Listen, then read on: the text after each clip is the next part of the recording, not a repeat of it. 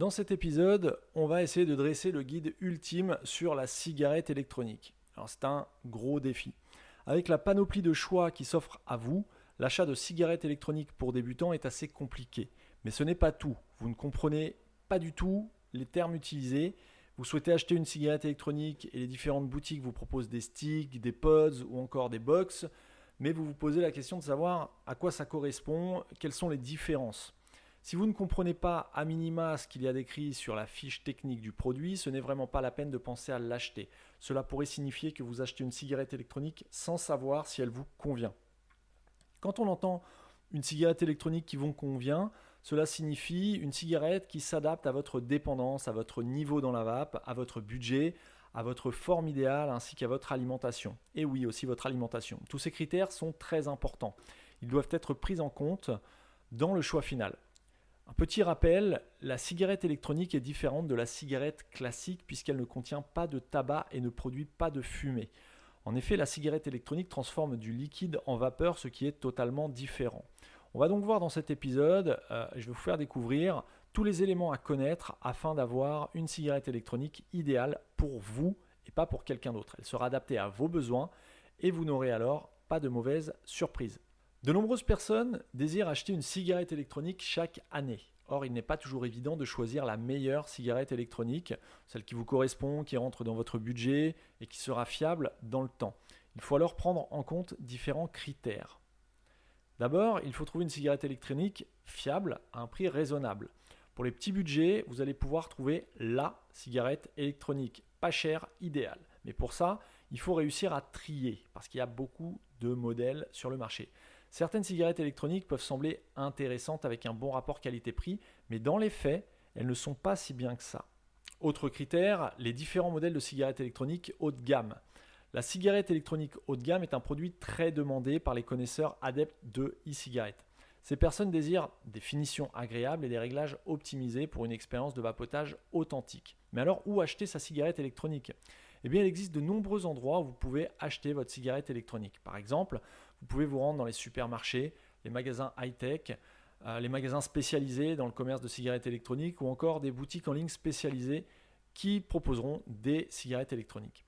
Mais est-ce que c'est mieux de fumer la cigarette électronique ? Alors en 2019, il y a une étude de Santé publique France qui estimait que les Français ayant arrêté le tabac grâce à la cigarette électronique étaient 700 000. De plus, 1,8 million de Français étaient en train d'essayer de se sevrer du tabac avec la e-cigarette à ce moment-là. 3 ans après, ce chiffre doit être d'autant plus conséquent. Je n'ai pas de stats, mais j'imagine. Mais c'est pas tout. En 2015, une étude du gouvernement anglais, Public Health England, publie un rapport dans lequel il est indiqué que la vapeur d'une cigarette électronique est 95% moins nocive que la fumée du tabac. Alors quels sont les différents types de cigarettes électroniques ? Eh bien, il existe une multitude de variétés de cigarettes électroniques. On va voir ça ensemble afin de comprendre à quoi ils correspondent, quelles sont leurs formes, leurs différences, mais aussi leurs avantages. D'abord, il y a la puff. Ce type de cigarette électronique est utilisable pour une moyenne de 600 bouffées. Il s'agit d'une e-cig jetable qui n'a pas besoin de réglage. Elle est simple, compacte et elle est disponible avec plusieurs goûts. En général, ces derniers sont assez sucrés. Actuellement, les puffs sont très appréciés par les jeunes adultes. Ensuite, on a le pod. Les pods sont des petites cigarettes électroniques très adaptées pour les débutants. Il s'agit de cigarettes électroniques compactes qui sont rechargeables et non jetables. Le pod est quasiment aussi cher que la puff à 13 € près. En revanche, vous allez devoir faire un minimum de réglage pour le prendre en main, même si c'est vrai qu'ils sont très minimes. Ensuite, on a le stick, le tube. Le tube, qui est aussi appelé stick, est une cigarette électronique qui ressemble à un stylo. Il s'agit d'une cigarette qui rentre facilement dans une poche longue, par exemple. Cette cigarette électronique s'adapte pour les débutants avancés ou encore pour les confirmés. Pour les débutants, vraiment débutants, il faut mieux se tourner vers un pod. Ensuite, on a la box. La box, eh bien, c'est une cigarette électronique de forme triangulaire avec un drip tip dépassant de ce rectangle. Ce type de cigarette électronique est adapté aux confirmés et aux utilisateurs experts. Avec la box, il est possible de faire des réglages très poussés, pouvant s'adapter aux besoins du vapoteur. Un goût authentique, une production de vapeur, une inhalation agréable, etc., etc. Alors, on va essayer de faire ensemble une sélection de cigarettes électroniques en fonction de votre addiction. D'abord, pour les débutants, j'ai sélectionné 3 modèles plus ou moins chers en fonction de votre budget. Ces choix pourront vous correspondre ou non en fonction de vos préférences, pour qu'il y en ait pour tous les goûts et de toutes les formes. Chaque sélection ira du moins cher au plus cher afin que les budgets soient tous satisfaits ou en tout cas au mieux. Tout d'abord, on va commencer avec la première cigarette électronique qui est idéale pour un fumeur peu dépendant. Donc là, on est sur les modèles pour les fumeurs qui sont peu dépendants. Le pod Sceptre de la marque Inokin. Ce pod est relativement petit, pratique et il possède un design très travaillé. Il possède 3 modes de fonctionnement, normal, boost et automatique. Ces derniers ces derniers vont fonctionner très très bien et ils permettent de régler votre e-cigarette en fonction de votre style de vape. Voici les avantages et les inconvénients du produit en question. Tout d'abord, en avantage, on note une bonne restitution des saveurs, un design soigné, un voyant pratique indiquant le niveau du liquide, des réglages pour l'arrivée d'air et le choix possible de résistance. Au niveau des points négatifs, on va avoir un emplacement du bouton Fire qui n'est pas terrible et une autonomie qui est assez basse mais largement convenable pour un vapoteur peu dépendant. Ensuite, on va voir la e-cigarette Dot Stick de la marque Dot Mod. Elle a un look élégant, c'est une cigarette électronique qui a tout pour plaire. Au niveau des points positifs, on note de belles finitions avec un design soigné, des accus avec 2 formats possibles, une qualité du cliromiseur et elle est compatible avec les résistances Northsmoke. Au niveau des points faibles, il y en a un seul, c'est l'ajustement des accus qui est vraiment pas terrible. Ensuite, on va passer à la cigarette électronique Pico Melo 3 de la marque Elif. Cette e-cig est comprise dans un kit avec de nombreux éléments intéressants. Il s'agit d'une cigarette électronique sous forme de box idéale au quotidien. Au niveau des avantages, bonne ergonomie, kit simple d'utilisation, compatible avec les résistances Aspire et Vaporesso, et Melo 3 relativement performant. Au niveau des points faibles, parce qu'il y en a aussi, on note une remontée de liquide possible, même si c'est peu fréquent, et un airflow qui est difficile à régler. Je vais vous donner un petit conseil supplémentaire. Pour une personne qui voudrait arrêter de fumer, optez pour un autre atomiseur comme le Nautilus Mini par exemple. Une fois que vous êtes passé à 100% e-cig, reprenez la Melo 3 pour vous débarrasser cette fois-ci de la nicotine. Et là, vous aurez un usage optimal. Ensuite, on va passer aux modèles qui sont plutôt faits pour les utilisateurs qui sont dépendants. Une personne dépendante est considérée comme une personne fumant entre 15 et 20 cigarettes par jour, soit quasiment un paquet tous les jours. Vous n'avez pas encore atteint le stade de gros fumeur qui dépasse le paquet par jour, mais quand même. Le premier modèle qu'on vous conseille, c'est la Slide D24 de la marque Inokin. Ce stick est très apprécié par les personnes dépendantes. Il s'agit d'un kit très simple, idéal pour les tirages indirects. Cela convient alors parfaitement pour des utilisateurs débutants voulant arrêter de fumer. Voici les avantages qu'on a notés pour ce modèle. Tout d'abord, une bonne autonomie, un grand réservoir, une qualité de vape et une facilité d'usage.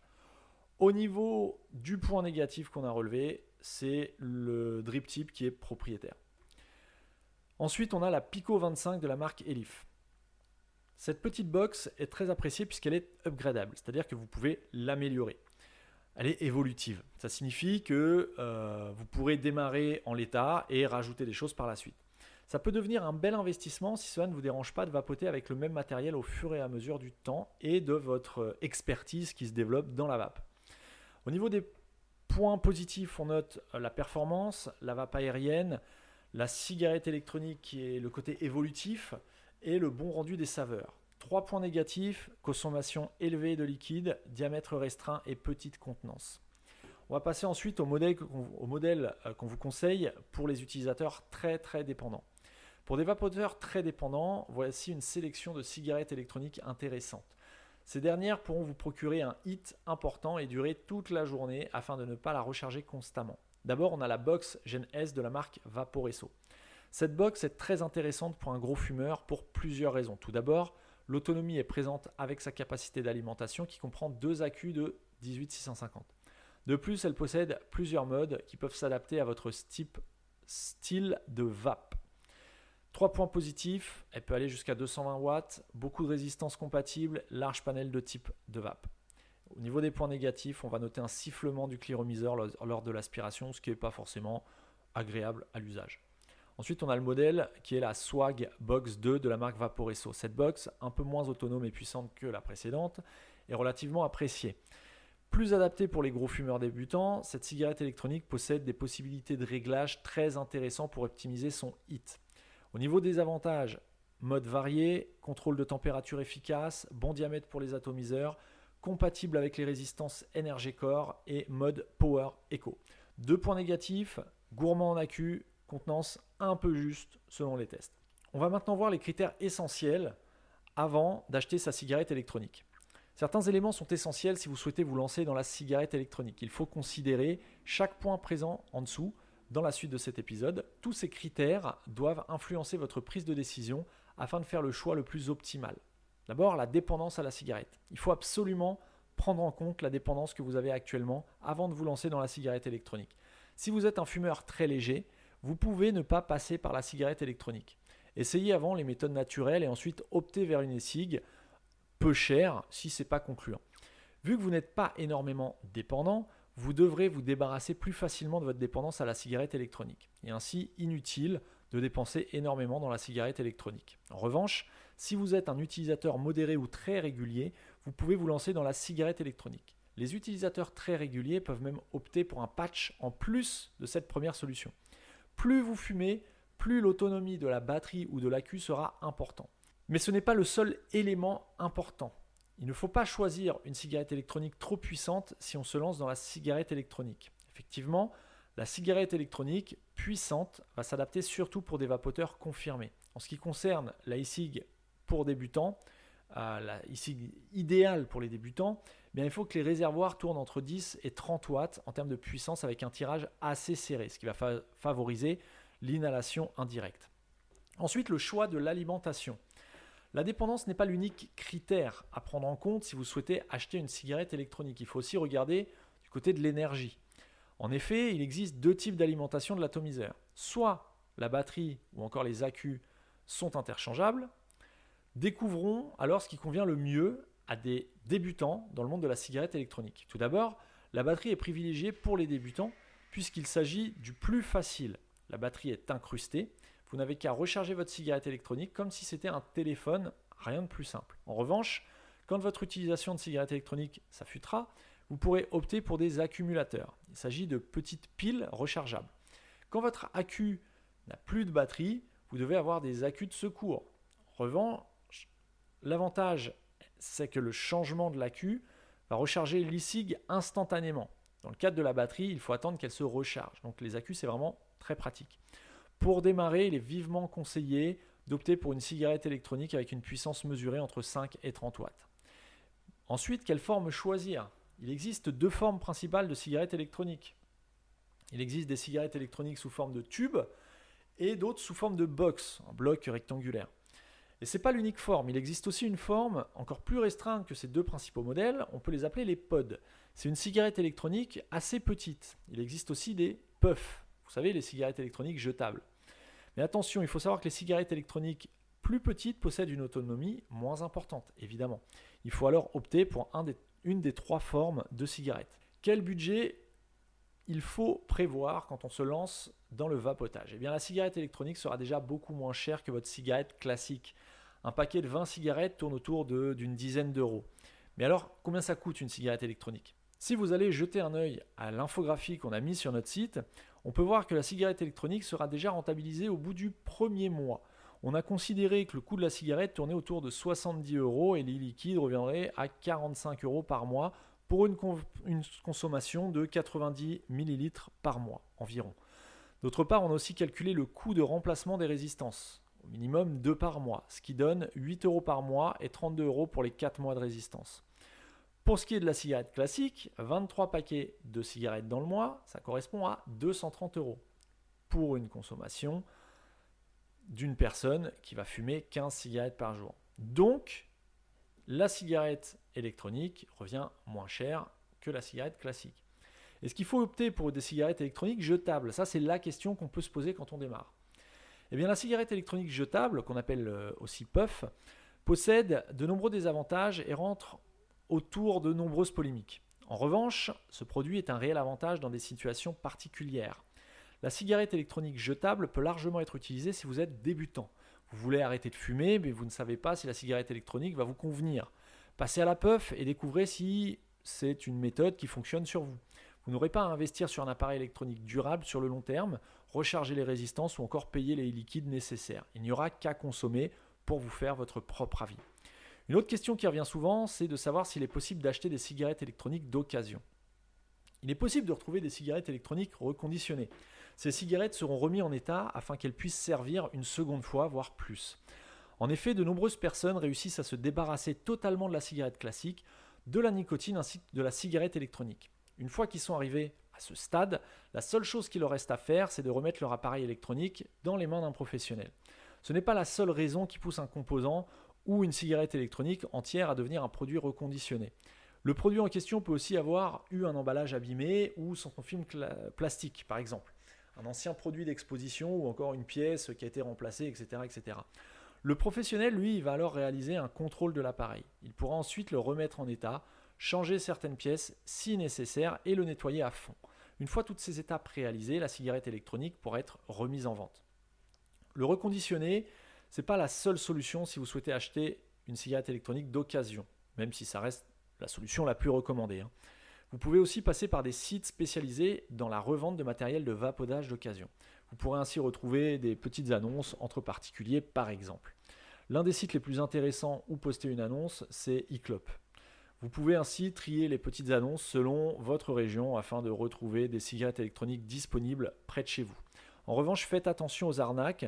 Comme partout, il y en a dans tous les sites de type Le Bon Coin et compagnie. Quel est le meilleur site où acheter la cigarette électronique? C'est la question qui suit. Eh bien, afin d'acheter une cigarette électronique fiable, il ne faut pas passer par n'importe quelle boutique. Certaines font vendre des cigarettes électroniques peu chères, mais de très mauvaise qualité. Ces dernières peuvent alors nuire à votre santé puisque vous inhalez de sa vapeur. Les cigarettes électroniques sont très encadrées et elles doivent respecter de nombreuses normes ISO. Surtout en France, cela concerne aussi les liquides. Or, sur des sites qui vont vendre des produits de très mauvaise qualité et peu chers, vous pouvez retrouver des produits ne respectant pas ces normes. Optez alors pour des magasins en ligne proposant des produits de référence dans le monde des vapoodeurs, comme notre boutique. De plus, si la boutique propose des produits français, cela est vraiment l'idéal. Ce n'est pas un gage de qualité, mais c'est quand même plus rassurant. Les produits fabriqués en France respectent de nombreuses normes.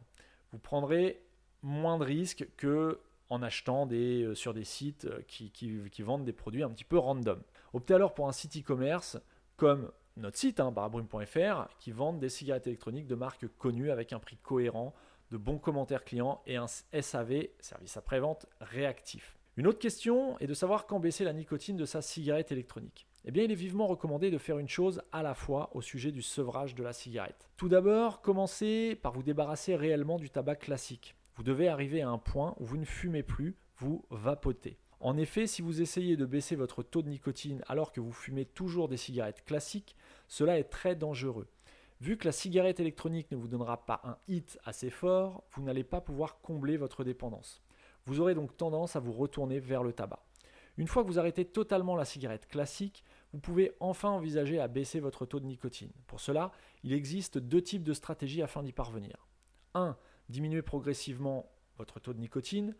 2. Alterner entre un e-liquide très concentré en nicotine et un liquide peu concentré en nicotine.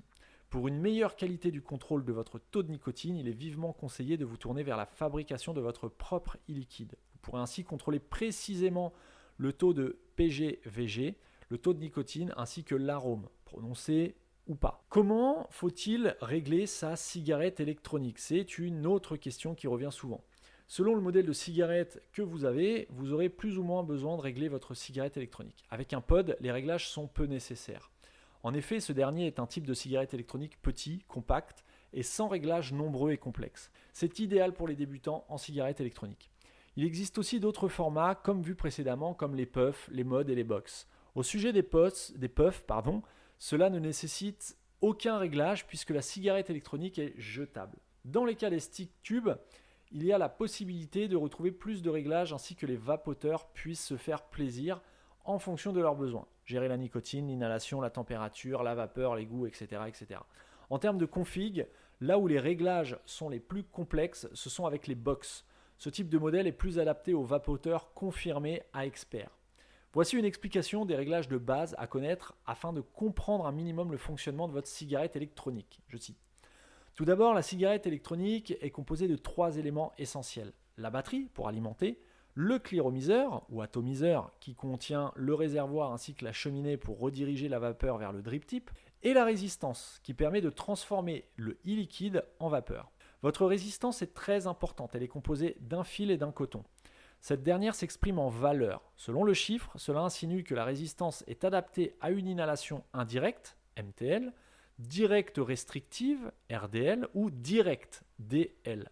Pour une résistance supérieure à 1 ohm, optez pour un e-liquide avec une base très concentrée en propylène glycol. Par exemple, 80% PG, 20% VG ou encore 70% PG et 30% VG. Or, pour une résistance inférieure à 0,6 ohm, prenez un liquide à l'inverse, une base très concentrée en glycérine végétale. De plus, la plupart des résistances sont configurées pour fonctionner entre 3,7 et 4,2 volts. Le réglage de la cigarette ne doit alors pas dépasser ce chiffre. Selon les indications présentes sur la résistance, il faudra régler le voltage grâce au plus et au moins présents sur la cigarette. Il faut aussi effectuer un contrôle de température. Elle est en général comprise entre 100 et 315 degrés. Un dernier réglage très important est la puissance de la cigarette électronique exprimée en watts en fonction de la résistance. Voici une explication plus détaillée. Pour une résistance supérieure à 1,5 ohm, prévoyez une puissance inférieure à 10 watts. Pour une résistance entre 1 et 1,5, une puissance de 9 à 15 watts. Pour une résistance entre 0,5 et 1 ohm, puissance de 10 à 30 watts. Une résistance entre 0,3 et 0,5 ohm, puissance de 20 à 60 watts. Et une résistance entre 0,15 et 0,30 ohm, puissance de 20 à 100 watts. 100 watts, ça c'est vraiment pour les experts de la vape. Attention, il faut aussi veiller à ne pas dépasser la valeur maximale en watts à ne pas dépasser. Quand faut-il changer l'accu de sa cigarette électronique? Il faut commencer par un point essentiel. Il ne faut jamais décharger entièrement un accu de cigarette électronique. Dans ce cas, même si l'accu est rechargeable, il sera compliqué de le récupérer. Essayez de mettre à recharger les accus avant qu'ils ne se déchargent totalement. D'autre part, un accumulateur peut supporter entre 300 et 500 cycles de rechargement. Or, ça peut être moins en fonction de plusieurs facteurs comme la décharge profonde vue précédemment, mais c'est pas tout. Après quelques mois d'utilisation, vous pouvez retrouver un accu moins autonome et qui surchauffe plus facilement. Si ça devient vraiment fréquent, il faudra alors opter pour des accus neufs. Une rayure, un choc, une bosse, un wrap abîmé, un accu sale, si votre accu est dans ce cas, changez-le, ne prenez pas de risque. Ça peut devenir très dangereux si vous continuez de l'utiliser dans cet état. Pour vous, mais aussi pour votre cigarette électronique qui risque de se dégrader prématurément. Une autre question qui revient souvent, c'est de savoir pourquoi la cigarette électronique fait du bruit. Lorsque vous inhalez, si votre cigarette électronique fait du bruit, c'est relativement normal. Il s'agit du fonctionnement de base de la vapoteuse. Ce bruit s'explique par la chauffe de la résistance et la vaporisation du liquide. Ce bruit est alors un bruit d'ébullition ou de sifflement. Il s'explique par la montée de chaleur, son ébullition, son évaporation ainsi que sa transformation en vapeur. Ça ressemble à un bruit spécial comme quand vous soufflez dans votre paille dans un verre d'eau par exemple. En revanche, il existe d'autres bruits pouvant survenir. On peut citer par exemple un bruit de crépitement. Ça indique la présence de liquide au niveau de la mèche de coton et du fil résistif. Vous pouvez aussi entendre un sifflement si vous provoquez un appel d'air au moment de l'inhalation. Ce bruit sera plus ou moins sonore en fonction de la taille et du diamètre de votre embout buccal drip tip. Depuis quand la cigarette électronique existe? C'est la dernière question à laquelle on va répondre dans cet épisode. Le premier prototype de cigarette électronique apparaît en 2003. L'inventeur est un ingénieur et un ancien pharmacien chinois. Ce dernier s'appelle On Lik. Un peu plus tard, en 2005, un brevet est déposé pour la cigarette électronique. 4 ans plus tard, David, alors là, vous excuserez ma prononciation, Yunqiang Xiu, commercialise sa première cigarette électronique à vaporisation par résistance chauffante. Un modèle qui actuellement se commercialise partout dans le monde. Pour conclure, ce guide spécial e-cigarette va vous permettre de vous faire votre propre avis. Vous allez pouvoir vous rendre compte plus facilement de l'intérêt de la cigarette électronique pour vous, aussi pour votre entourage. Et si vous n'en possédez pas encore, vous aurez les connaissances de base afin de vous lancer dans le monde du vapotage. Attention, la communauté des vapoteurs est relativement chaleureuse et bienveillante. N'hésitez pas à poser vos questions sur les forums ou mieux, allez directement voir un spécialiste. Nous pourrons, nous aussi également, vous recevoir dans nos boutiques Bar à Brume, situées à Rouen et au Havre notamment. mais n'hésitez pas à nous contacter via notre site barabrume.fr pour plus d'informations.